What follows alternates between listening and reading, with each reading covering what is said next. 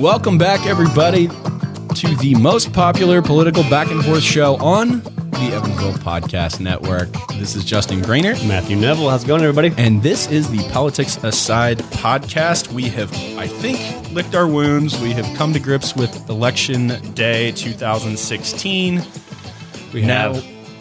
Well, Matt, I hope you have at this point. It was a rough couple of days for you. I almost felt bad on the last podcast that we kind of jumped in a little too soon. It was almost too soon. The wounds were still there, but we're good now. We're good. And I think the shock has worn off from my end too. I'm somewhat don't cringe when I hear President-elect Trump. Still creeping out a little bit, I'm not there yet. I think we're getting there. You're a Democrat. I get it. So Monday it was official. The last stepping stone for Donald Trump's ascension to the White House came and went. The Electoral College officially signed their paperwork, and Donald Trump will be the 45th president of the United States. This is happening, people. It is. Now, what do you make of all of this Stop Trump Electoral College elector nonsense that went down? I mean, you said it perfectly. It was nonsense. The idea that the presidency should be taken from him simply because we don't like him was kind of a ridiculous premise to begin with. I mean, as much as I dislike the fact that it's going to be President Trump, he won the game the way that the rules were set up. I'm going to ask Jason one quick question. You are recording this, right? This is actually recorded. Well, I think so. Guess we'll find out when he publishes this thing in a day or two. Matt Neville, thank you, because I don't have to have that. I don't have to have that fight with you now. I mean, think of it for a minute. Think long term. Short term, is it going to be better to not have Donald Trump be president? Probably, but let's think of the long term of what that does to the country, what that does moving forward to every single election afterward. Do I like the Electoral College? No, but it's the system in the game that we play. I don't like the DH rule in baseball, but nonetheless, it's a rule. It's the way the game is played. I completely agree with you. I did find a couple of interesting things come out of the Electoral College, what is normally a formality. Obviously wasn't this time. There were actually more defectors from Hillary Clinton than there were from Donald Trump.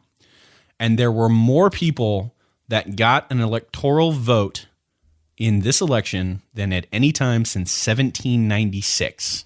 Colin Powell got 3 Clinton votes.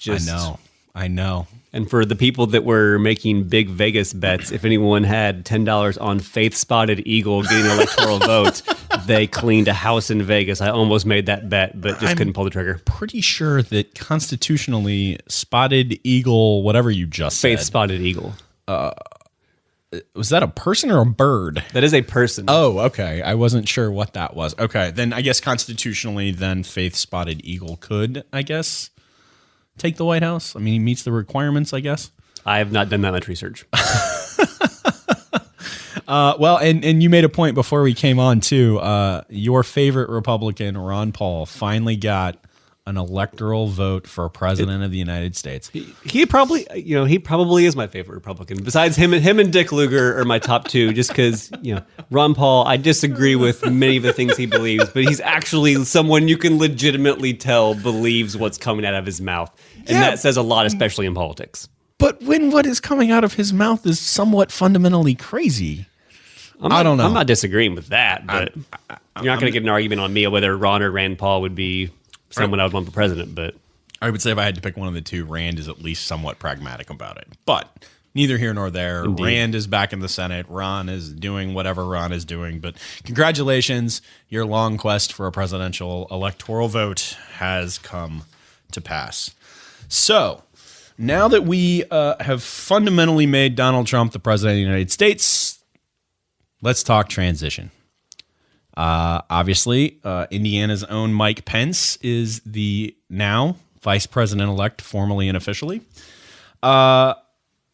He could go down as the most influential vice president in the history of the country. I think so. I mean, that was part of the leaks that came out when they were initially talking to Kasich about being VP, was that they were offering to make Kasich the most powerful VP in history. And I think, I've said it before, I'll say it again. I never really thought that Trump wanted the presidency as the whole presidency. I don't see him as the guy that wants to get that 3 a.m. call that something's happened in the world. I think that he's going to be somewhat of a a hands-off president, and I think Mike Pence is going to end up picking up a lot of the balls and running with them. I actually agree with you. I think you are seeing it. Obviously, it's rare to have the vice president-elect run a transition. Dick Cheney did have his handprints on the 2000 transition for George W. Bush. He did not have the formal role, though, of running the transition like Mike Pence does. And if you look at some of these, not only the Senate, the Senate confirmable cabinet appointments, you're looking at Tom Price, congressman from Georgia, running HHS. You're looking at Nikki Haley, governor of South Carolina, running the UN. You've got Mike Pompeo, who's running the CIA. These all have Mike Pence's fingerprints all over it. If you've watched the news lately, you've seen that Mike Pence gets 6 of the 7 daily intelligence briefings. If there is a meeting on Capitol Hill, Mike Pence is the face of the Trump administration right now. It is going to be an interesting ride, to say the least, for America's number 2, I would venture to say. It's interesting to see that Pence is really the one getting the briefings, and that's partially a kind of terrifying thing to me. And that's nothing against Mike Pence. It's more of the fact that when it comes down to it, Mike Pence is not the one in the Situation Room making the decisions. It's gonna be Donald Trump, and it's gonna be having the final say in things. And the fact that he's not getting these presidential daily briefings because he doesn't want to hear the same things over and over again. He doesn't really understand what the presidential daily briefings are, because it's more of a breakdown of what's happened in the past 24 hours. And B, it's concerning because essentially all of the things that he's going to be hearing is secondhand knowledge, and some of the people that he's choosing to surround himself with, people like Michael Flynn, who has a history of spreading false news and fake news. You know, some people that he's put around himself is, he's not getting these things firsthand from the sources. He's going to be getting whatever he gets. Here's the thing. I do agree there are some red flags there. I do think that the National Intelligence Briefing is probably one of those meetings that you need to suck up and take. I get it. However, Donald Trump, as you said, is a different animal. He's not a politician. He's going to run this thing unlike anything we've ever seen. And I think we've seen it from the beginning, that this is not going to be a normal presidency. Right. And it's breaking every mold that we have. I am not ready yet to completely wipe out the next 4 years and say this isn't going to work, because we just haven't tried it yet. Yeah. And I think that there are plenty of things in how we have built the presidency to this point that are completely wrong and probably need to be broken down a little bit. I'm not sure the National Intelligence Briefing is the place to start. Don't get me wrong. But I'm not as scared of Trump's sort of different view of the role of the president necessarily yet. Now, he could get there, and I could say, God, that was a bad idea, which I said for a long time, because I wasn't a Trump guy. If I got to pick between Mike Pence and Donald Trump making the military decisions, give me Mike Pence every day. I mean, if Mike Pence is the one getting the information, I guess my point is this. The vice president can be in the Situation Room. Sure. So it's not like he's going to have to rely on Mike Pence telling somebody to tell him. Right. I firmly think that Donald Trump on some level is a pretty smart guy. I think we talked about it before. There is obviously the public, braggadocious, over-the-top, insane showman Donald Trump, and there's the savvy business guy that when he gets in a room and it's 10 people, he is a different guy altogether that the public just doesn't get to see. So my hope is that in those situations, as long as one of those two is getting the briefing, I'm not going to jump off the ledge quite yet. It is probably the biggest red flag that I have to this point, though. Yeah. That maybe he needs to do two things. He needs to take the National Intelligence Briefing, and he needs to get off Twitter. Those two things need to happen, but we've said the Twitter thing for a while. He's got to stay on Twitter for pure entertainment's sake. I mean, how else is he going to complain that it was Bill Clinton that called him and not that he called Bill Clinton? Where else is he going to get that out? He's got to have that outlet. Does have at some point he will have a press secretary and he will have a communications department, and those formal channels I think probably need to stay in place there. I'm hoping so. Plus because there are rules that the National Archives requires and FOIA requests and everything. I mean, I guess you don't need a FOIA request for Donald Trump's Twitter account because you can just follow him and get it. But there are going to be things that I think will change come noon on January the 20th. This means that all of his misspellings and tweets that he deletes and then redoes, they will no longer be unprecedented. They will now be in the National Archives. Yes. Yeah, we do need to get that guy some spell check, man. I'm not going to lie. Seriously, dude, you're the most powerful man on the planet. Just hand your phone to somebody else and say, "Hey, does this look spelled right?" Or Twitter. I'm just gonna say it. I love your app. I use Twitter all the time. Help the nation out. Just blacklist Donald Trump from Twitter, please. Can we just? Isn't there spell check on there? Can't you click? Doesn't it have the little red squiggly line into there? I mean, if not, if Twitter is listening to this, if you can just go ahead and create spell check just for @RealDonaldTrump, that would be very helpful. How about we just ban @RealDonaldTrump and do the world a favor? I'm sure the people at Boeing would appreciate it, certainly, with his not necessarily factual tweet about the new upcoming Air Force One that cost Boeing and their shareholders no less than $1 billion. Pretty immediately after it, too. Yeah. So, Twitter, help us out. Help the country out, please. Take the man's Twitter account from him. But I will say this. I think Mike Pence has done a considerably good job, certainly running the transition to this point. I certainly am excited for the state of Indiana that we now have another vice president. And as someone that knows Mike Pence and has worked with him a time or two, I really think that this is his calling. I think he's going to be much better in this role than he was as governor. And that's not to take a shot at that. I think I've said sort of my piece on that. I just think he's much better on the D.C. stage than he was in the State House stage. And I think that it was the best decision Donald Trump has made to this point, especially based on the list of candidates that he was looking at beforehand. And I don't think that you can undersell that at all in the result on Election Day. And a bold decision from Pence in general to do as well. I mean, think of, this was July July or August when he hopped on. Yep. I mean, look at what everyone thought of the Trump campaign then. I mean, that's, I think a lot of people, probably myself included, kind of thought that was going to be a decision he was going to regret, and it's worked out pretty well for him. I'll say this. If you go back to June and July and you look at where Mike Pence's political future sat, it was murky at best. Absolutely. I think based on what went down, obviously I think Mike Pence would have been reelected, but there's no way to know. And it was going to be a heck of a lot tighter than he would have certainly liked, being a successful first-term governor in a bright red state. There wasn't a whole lot of presidential ambition coming out of a weak reelect, even if he got reelected. And for that lifeline to come down, for him to take the jump, knowing that was going to be his best chance to ascend back to the D.C. stage. You want to talk about a guy that hit the lottery, man. He did. And not only that, but again, we're talking, he is going to be a force in this administration. He is not going to be Walter Mondale to Jimmy He's going to be much more of a Joe Biden, Dick Cheney type of just, almost kind of a co-president of just kind of. And I think to that end, too, I think that he is ideological.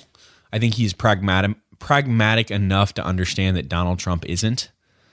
So I think a lot of the squirrely stuff that got him in trouble on social issues and some other things aren't going to be at the forefront of the Trump administration. I'm hoping not. Well, I think a lot of us are hoping not. And I think at the end of the day, that's going to help him a lot, because now that he's the number two, he's not running the ship necessarily in terms of what the big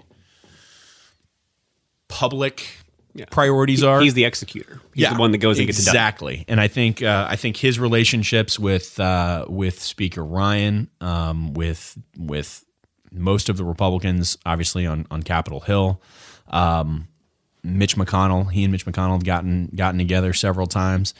He's even reached out to Chuck Schumer. The Time wrote an incredible piece titled "Mike Pence is no ordinary wingman," and it talks about him reaching out to Chuck Schumer, giving him his personal cell phone number with an open invitation to call.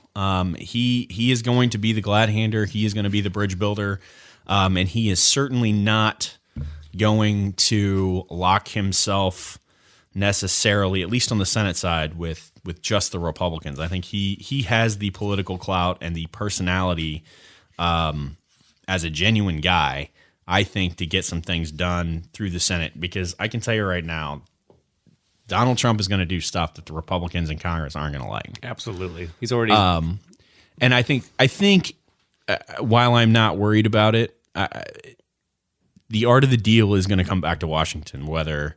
That's why I don't understand why liberals are all freaking out about Donald Trump. Like, you're freaking out about your own... You don't get why we're freaking out? Misjudgments about it. Well, I get why you're freaking out about it, but I'm saying it's not going to... I don't think it's going to be as bad as you think it's going to be. I really don't. I think he is going to wheel and deal and get stuff done. And I think it's going to benefit just as many Democrats. They're going to get more wins than they would have with any other Republican on the stage. It's just figuring out who the real Donald Trump is, what he actually thinks and believes. And at this point, no one really knows what that is. I mean, he's backtracked almost half of what his general platform was now. I hate to say I told you so, but I told you so. But again, I think obviously there are plenty of reasons why Democrats are freaking out. I get it. But a lot of that is just stuff that the mainstream media is throwing out there to get people wound up. I don't think anybody knows what we're going to get yet. And I don't think there's any way to know. And I think if you're talking about $1 trillion transportation package, I mean, that's not a conservative place to be. I mean, it's just not.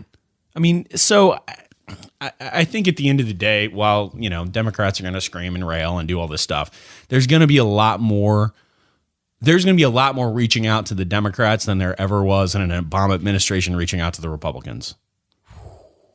You seem to be a lot more optimistic than I am. Well, I have to be, but two, I really do. I think if you listen to the guy, he's not a conservative. Like, he's a borderline Democrat anyway. So I don't see why you won't. Depends on which day you talk to him. Well, sure, but I think again, the guy in the room, not the guy that's pandering to 15,000 people on his thank you tour, is the guy you're going to get in the room. Oh, the thank you tour. So I might be wrong. I've been wrong this whole time about you and me, Donald Trump, and me both. But I think it's going to be interesting to see. We've gotten a run on his cabinet selections. I'm sure if you've been following any news outlet lately, you know that Donald Trump is filling up his cabinet. Some of them, I think, are fantastic choices. Some of them leave me scratching my head a little bit. I would say overall, I'm pleasantly surprised with some of the names on the list. I think you've got a couple that you're going to point out here. So I'm going to let you have your moment. Essentially, looking at his cabinet, it's really full of the 3 Gs. He's got generals, Goldman Sachs, and gazillionaires. He's just got a nice little mix of all 3 of those. I mean, as much as he railed against Goldman Sachs, but talking about Ted Cruz's wife, and I mean, I love the fact that the guy who talked about on the campaign that Hillary Clinton was going to be beholden to Goldman Sachs because she got paid a couple $100,000 for speeches. Now is going to have a Treasury Secretary from Goldman Sachs. He's going to have 2 or 3 other people from Goldman Sachs directly helping run his administration. I mean, what can I say about this? I mean, I know we've got several ones we want to talk about. I mean, one of the big ones that's come out, Rex Tillerson. I will say this. I've been surprised. Tillerson is kind of not somebody that I was very familiar with beforehand. Obviously, there's the knee-jerk reaction to his ties to Russia with his role at ExxonMobil, sure, as the CEO. But you've had some pretty high-powered establishment Republicans come out and support him. When George W. Bush is making phone calls on his behalf, when Condi Rice comes out publicly and says he should be supported, and when Bill Gates, who is a 2-term cabinet secretary that worked in both Robert Gates. Bill Gates. Yeah, not Bill Gates. Sorry, I wrote that down wrong. Robert Gates. Thanks for the save. It gives me a little bit more peace of mind. One caveat on two of those.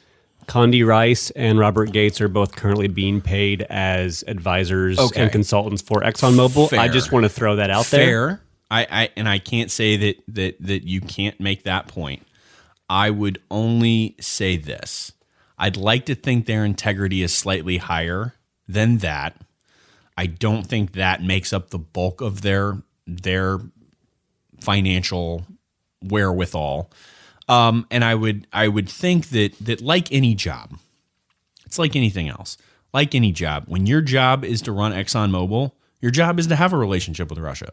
Like that's crazy not to. You're not doing a service to ExxonMobil and your shareholders. Right. When you become the Secretary of State of the United States of America, I'd like to think that you could put on the proper hat and do the job that you're supposed to do. And I'm willing to give Tillerson the wiggle room to do that. And I would agree if they weren't touting his Russian ties as experience and as reason why he should be. It's one thing to say that as a CEO, his job is to do this and this and this, because I agree 100%. But to me, it's hard to dismiss that as part of the job as CEO when that's part of the reasoning behind making him Secretary of State and part of the experience that he has. It's not just Putin. I think if you can get in a room with Putin and you have a relationship with him and you're the Secretary of State of the United States, that's an advantage, as opposed to somebody that doesn't have any background or relationship with him.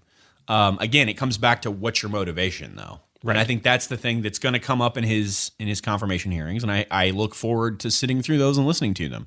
Because we are nerds, and that's what we nerds do. Of course, absolutely.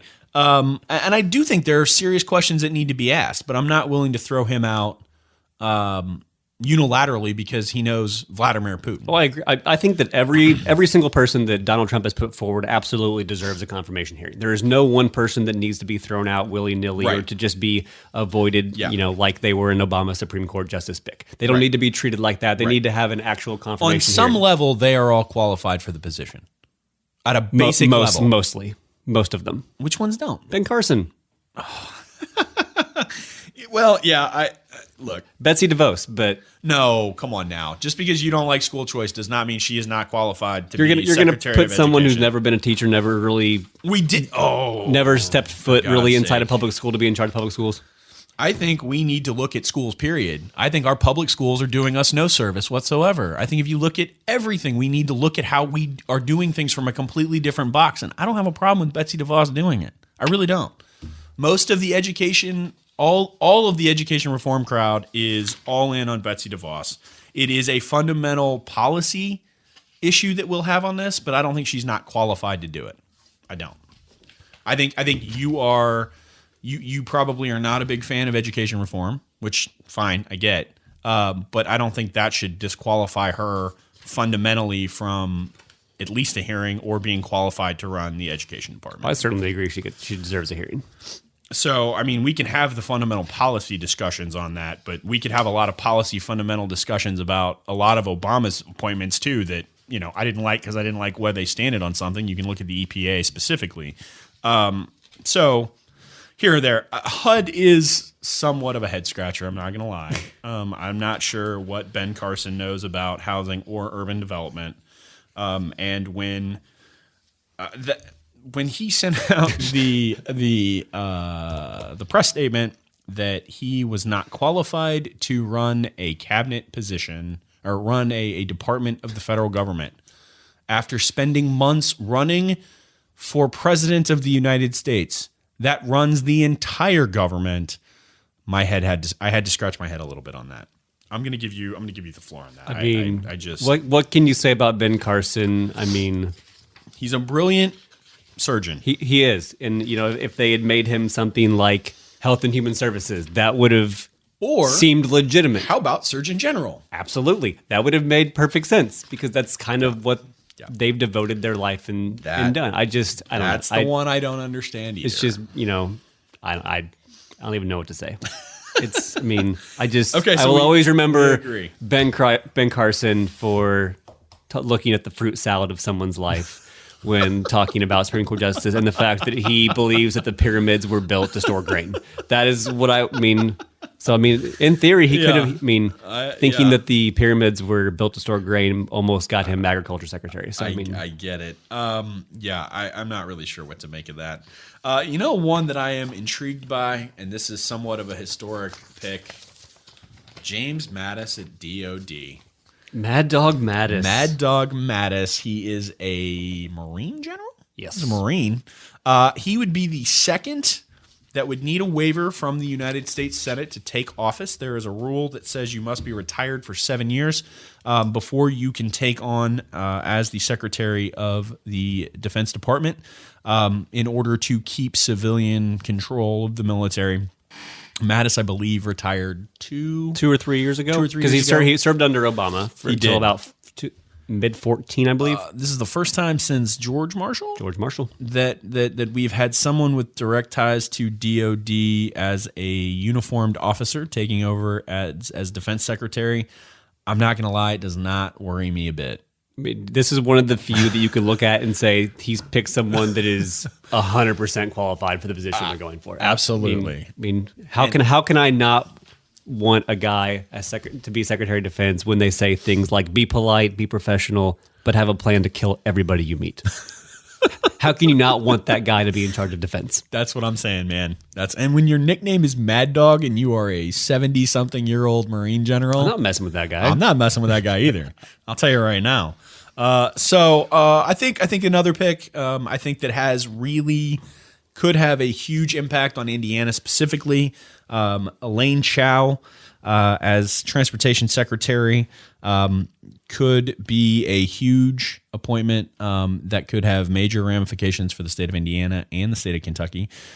She is a former Secretary of Labor under George W. Bush. Prior to that, she was the Deputy Secretary of the Department of Transportation, I believe, under George H.W. Bush. H.W., I think.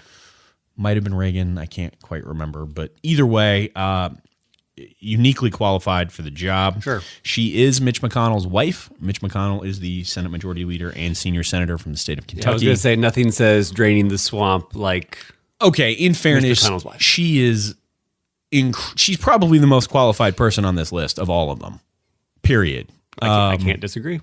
So while, yes, her choice in husband does lead Democrats to make, crazy accusations about whatever, she served 8 years as labor secretary, and there was not one flare-up between her and him publicly about anything that went down. She understands this region too, and when we're trying to build an I-69 bridge, wink, wink, nudge, nudge, cough, cough, that will be very helpful.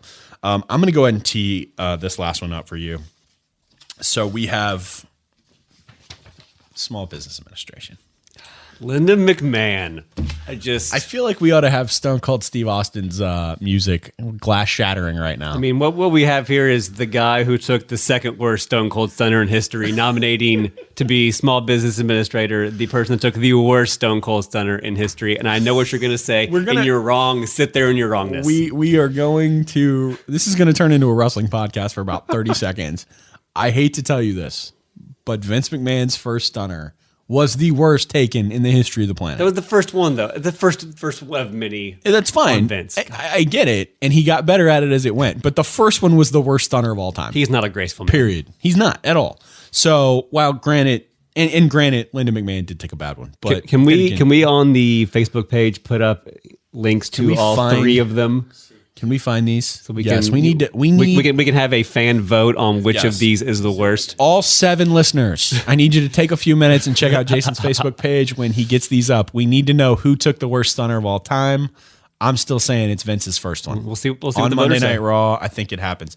Though you can't say she's not qualified. They took a mom and pop wrestling organization and made it into a global behemoth. Now, Grant, some of you may not be professional wrestling fans. I get it. If you're not, what's wrong with you? Come on, it's great entertainment.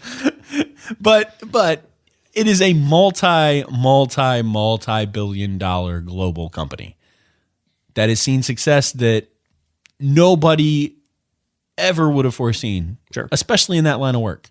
Now, granted, what does that have to do with small business? I get it. But at the end of the day, it'll be interesting to see. She did run for the Senate twice. She spent a whole lot of her own money to run for the Senate twice in Connecticut and lost. Ran in a blue state. Yeah, she did. She ran in Connecticut. It was an uphill battle both times. I mean, the one thing I would say about Linda McMahon, and it's not to demean the nomination in any way, shape, or form, but imagine, if you will, Hillary Clinton wins the presidency and makes her foundation's biggest donor a cabinet secretary, because that's who Linda McMahon is. The biggest donor to Trump's charitable foundation. Imagine the vitriol. Imagine. Oh, you mean like she did when she was Secretary of State and was giving all kinds of access when they gave to the Clinton Foundation? Like that? Oh, come on. Oh, because there's evidence of that all over the place. You really going to go there? I'm going. That's where you want to go? I mean, dear God, Bill Clinton was running a freaking racket, getting people in and out of Foggy Bottom when she was Secretary of State. Don't start that. That's a rabbit hole you don't want to go down. Show my me friend. where the Clintons made money off the God, foundation. Come on. Come on. But, No, they wouldn't make money off of it. They were paying for access, for God's sake. How do you think anybody got into Foggy Bottom to meet with the Secretary of State? They gave Bill Clinton a bunch of money in the Clinton Foundation. It's all over the place. Stop that. Stop that. Now, I wish everyone could see my smirk. you walked into that, my friend, and you're wrong, and sit there and be wrong. Don't be stealing my quotes now. Come on. Hey, I'm going to turnabout is fair play. Turnabout We'll have that fair argument play. later. All right, where else you want to go with the Trump transition? I mean, You got anything else here? I think I had one more joke prepared. I'm going to give you the floor now. That watching Trump assemble his cabinet is like watching the Joker recruit Penguin, Riddler, and Catwoman to make Gotham great again. I think that was I think that's the last joke I have prepared for the cabinet. So we can move on now. Wow. Okay, I'm going to let that one go. But that's pretty funny anyway. As a Batman fan, I at least appreciate your sentimentality. And by the way, if you ever get a chance to watch the 1960s Batman TV show, my favorite episode is when when Penguin runs for mayor of Gotham City. And Chris Cillizza from the Washington Post wrote an entire piece, I believe, or it was on the Fix. It may have been Cillizza, it may have been somebody else, but the Washington Post Fix ran an entire story that basically parallels Penguin's rise to the mayorship of Gotham City against Batman to Trump winning the White House. And it is Make Gotham great again. Spectacular. You should check that out. We'll find that and get that on the website. I do feel that I must admit that I've still not seen The Dark Knight. I'm gonna sit here to admit that. What? Oh my God.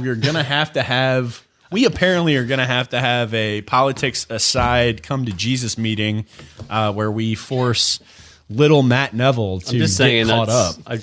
I've not had the time. That whole trilogy is fantastic, man. And it's been out for what, 6 years now? Come on, dude. You can't find 2.5 hours in 6 years? Is it that long? It's like 3. It's a Wow. long movie, but it's worth it, man. It sucks you in. That's ridiculous, man. Where do we find these guys? He's never Real? been more. The entire time we've been talking politics for how many months we've been doing this. And this is the most indignant You have I've never ever been. angrier at me than when I've not seen The Dark Knight. I'm not even angry. I'm just appalled. I'll say the wrestling and Batman, we may have gotten a new audience. This is the crossover episode. How many things can we shove into? Hey, Cubs won the World Series. By the way, one episode without the Cubs. you set me up for that. State House, Indianapolis. We've got some fun stuff going on. They're playing Office Shuffle on the second floor of the State House, where we have a new lieutenant governor, a new secretary of public instruction, and once inauguration day comes and goes, we are going to have a new auditor of state. Lots of stuff going on over there.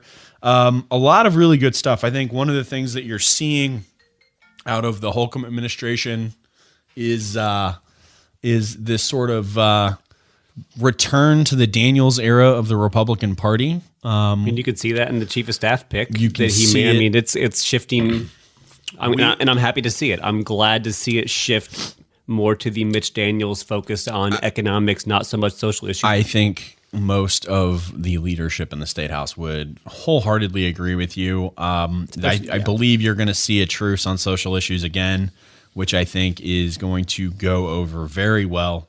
especially with the issues that the state is looking at dealing with. We have a budget session this year, so it's going to go into the end of April. The two biggest things on the docket other than the budget right now are how we're going to pay for our roads in the long term and pre-K funding, and whether we're going to be able to expand that pilot program into something more permanent, both of which are issues that I'll be working on in my current day job. But it's going to be an interesting year, and I think there's a lot of optimism that we're going to be able to get a lot of really good stuff done. So what's your take so far in sort of the State House stuff?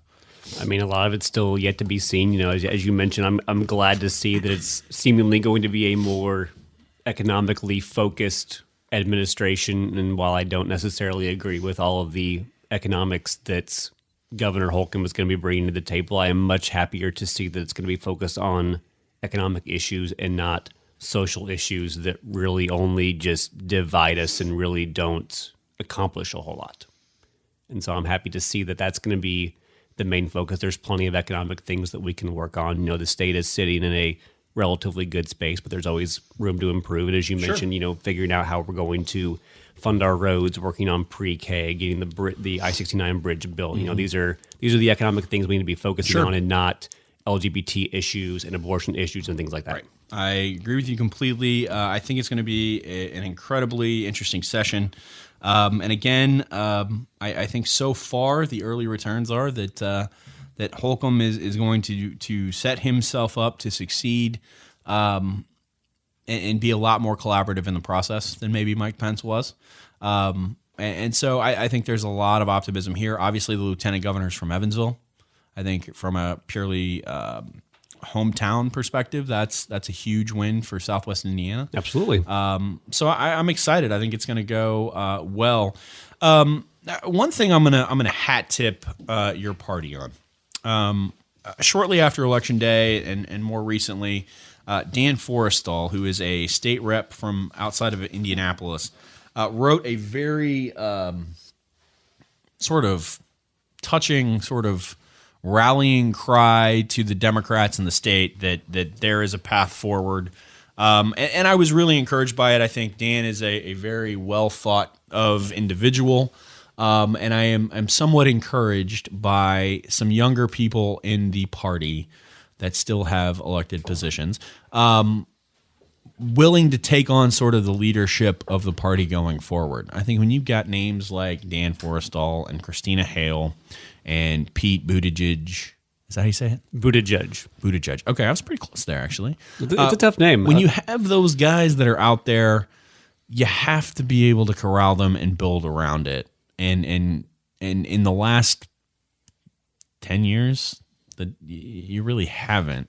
So I'm gonna hand this over to you with a hat tip to that wing of the party. Tell me the path forward as you see it. How does the Democratic Party regain their footing in the state of Indiana? I mean, it's getting back to the grassroots level, getting back to, you know, what the party stands for. You know, we're not kind of the party of the elite. We're more of the party of the working man and woman. That's who we are.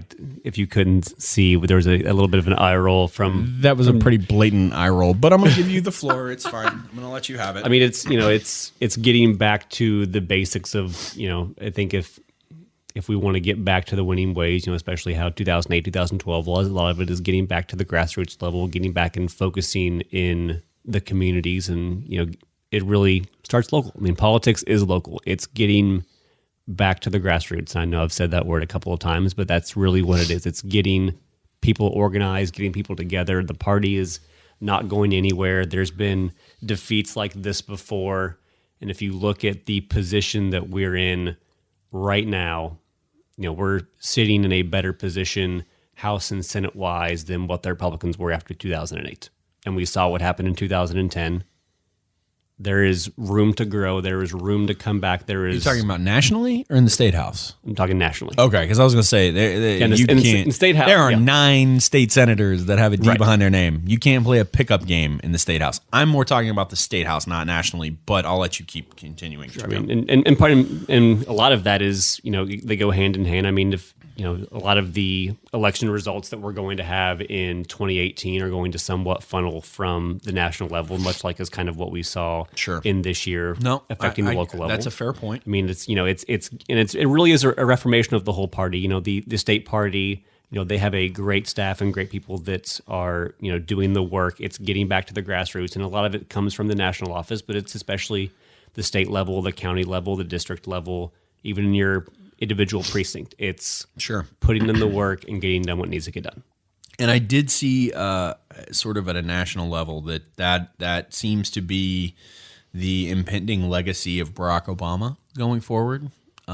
He is going to basically install himself as the de facto chair of the Democratic Party and make recruiting candidates and winning elections be a thing again, which I think is it's fantastic. If I'm you, I'm pretty ecstatic about that. As a Republican, I'm not necessarily as thrilled about that, obviously.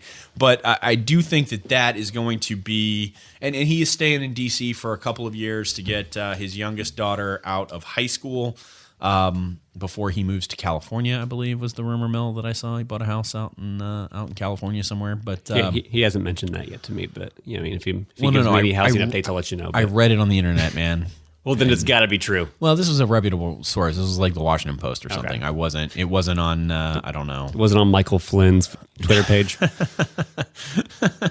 No, it was not. Actually, I'm not a friend of the incoming National Security Advisor. There you go. I'm curious to see how the DNC race is going to shape up. I think the two biggest front runners are going to be Keith Ellison and Tom Perez, and it's essentially, I'm concerned that it's going to end up being a continuation of the 2016 primaries where Tom Perez is kind of more of the establishment Obama person and Keith Ellison is much more of the Bernie person. Do you think that Mayor Pete has a chance at this? I don't know. His name wrinkled through my news feed last week, maybe?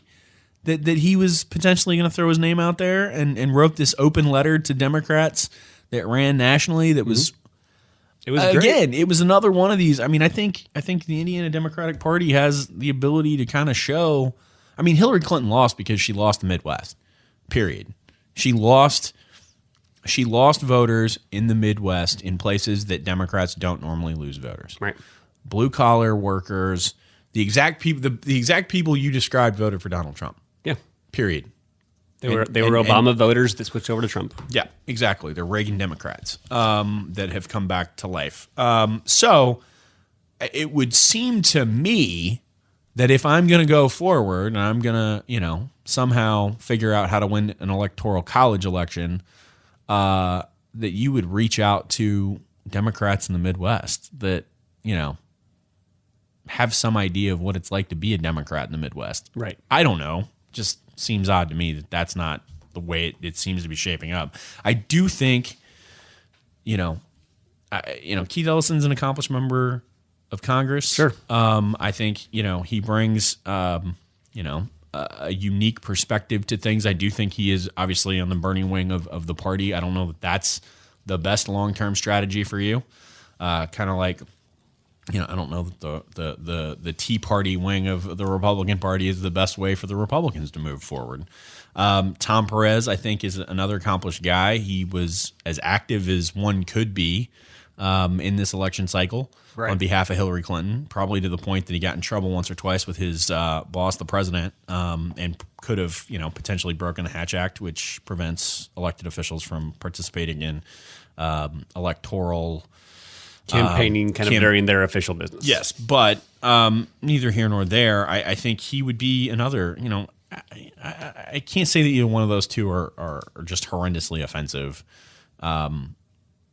The question is can they rally the base and can you put that divide together? Because the Republicans, we've been dealing with it forever with the Tea Party and the establishment.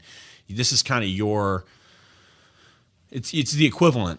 You've got the Bernie crowd versus the Clinton crowd, and it's the establishment versus the new. Right, I mean, it's not even specific to politics. That's how most organizations are. You're going to have a faction of the old guard and a faction of the new guard, and that's kind of you guys have had that shaping out ever since 2009, 2010 with the Tea Party, and we're having ours with kind of the more mainstream Democrats, and then the more Bernie Sanders far lefter Democrats. I mean, it's going to be interesting to see. I did find it interesting that Elizabeth Warren got on one of the big foreign intelligence. Was it which one? on foreign relations. Foreign relations, yeah.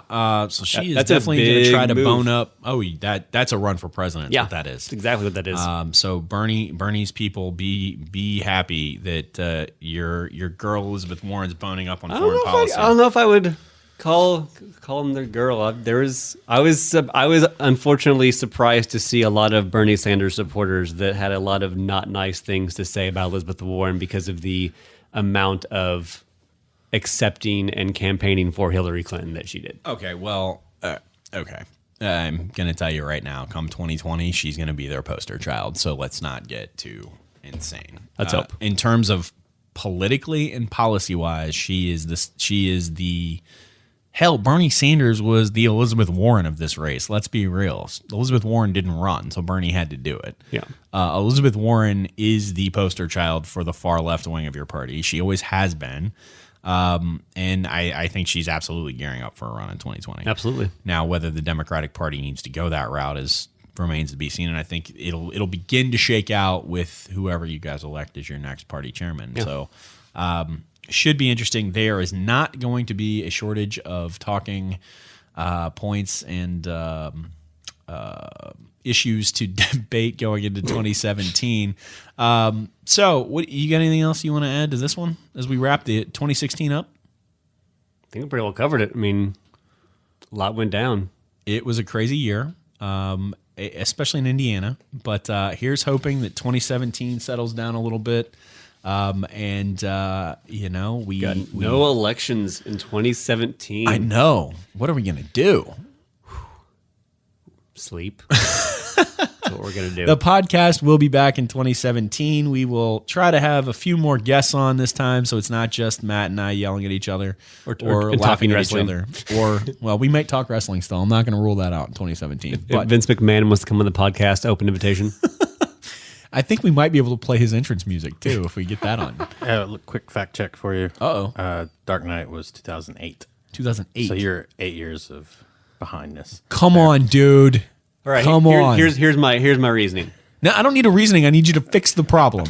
I need you to fix the glitch, man. It got trumped up, no pun intended, Oh. so bigly of So just being this amazing movie, of being this just hugely amazing movie that it was going to be the greatest movie I ever saw.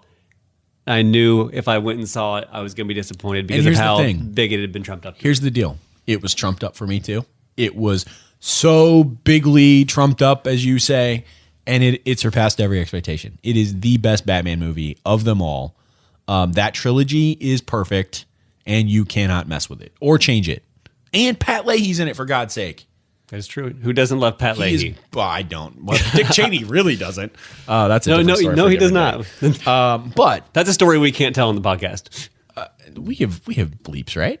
Sure. So We do. Pat Oh, well, Leahy, we have figured out. We have the ability. Well, I'm to not going to drop. I won't drop the actual F bomb. I'll edit it. I'll self-edit it. But essentially, Pat Leahy said something not nice about Dick Cheney. Dick Cheney was in the Senate, in running the show as the vice president is allowed to do. And as he walked off, I believe Pat Leahy was wishing him happy holidays or something trying nice to be polite. And Dick Cheney looks at him with a straight face and tells him to F off. Only he didn't say F off.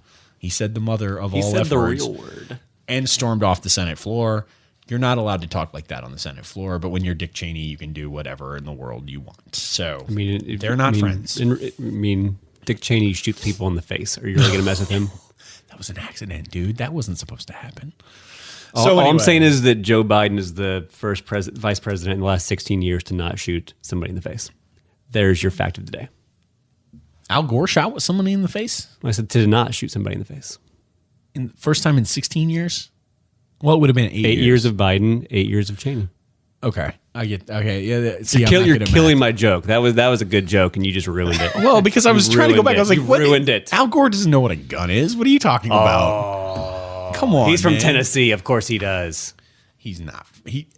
Technically, he's from Tennessee. There Let's you be go. real. All right, everybody. We're going to wrap this podcast up. Thank you for listening. It's been a fun couple of months. 2017 is going to shape up to be another fun year. Again, we're going to have some more guests. So as we get them locked in, we will get the information to Jason and the Facebook page. So if you have questions for our guests, we will certainly encourage you to send those to us.